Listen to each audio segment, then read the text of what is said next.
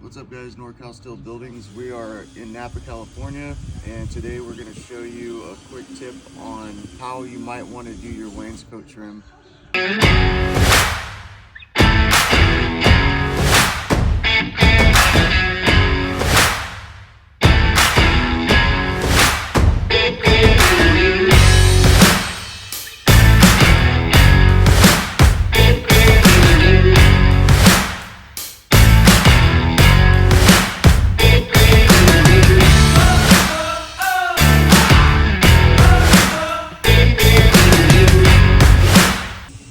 So what we're gonna do is check our material lengths first and make sure we have enough to do whatever we want. If we have extra, you got a lot more flexibility, but don't count on it.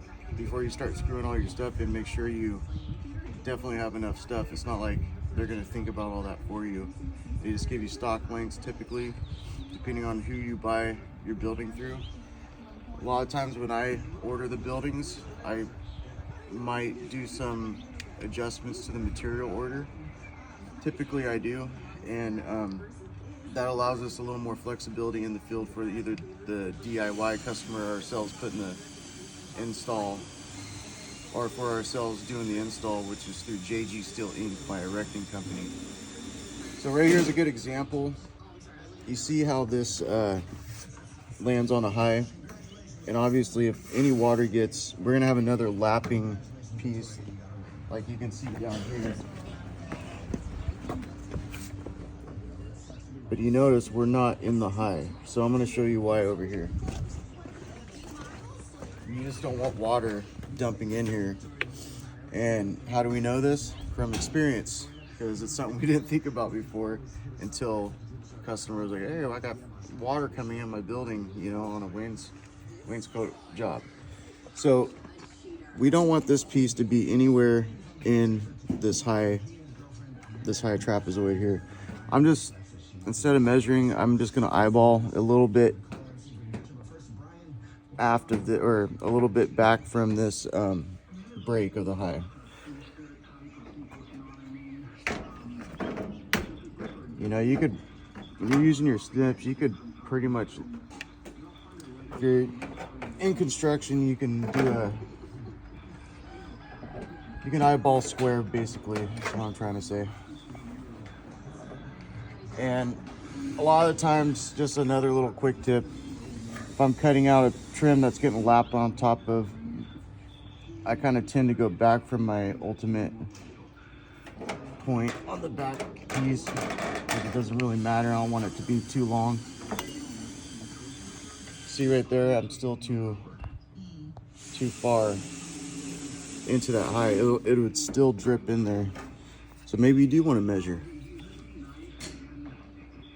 It's going to go a little bit more.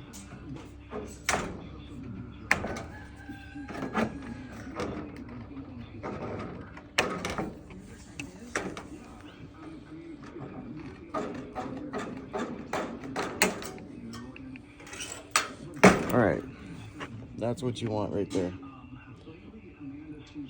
Stay in this flat.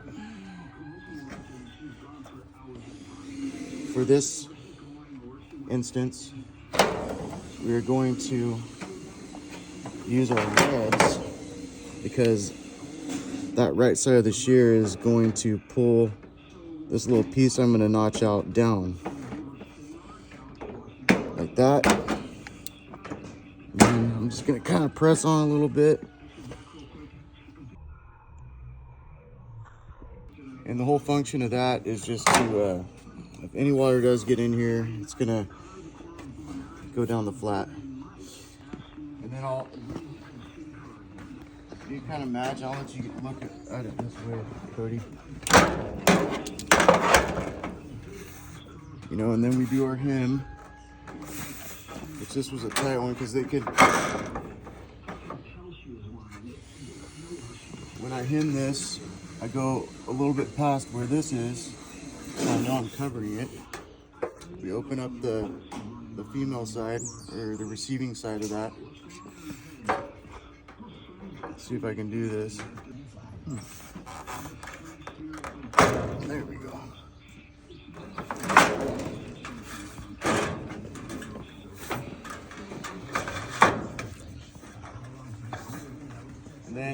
just so you guys see it.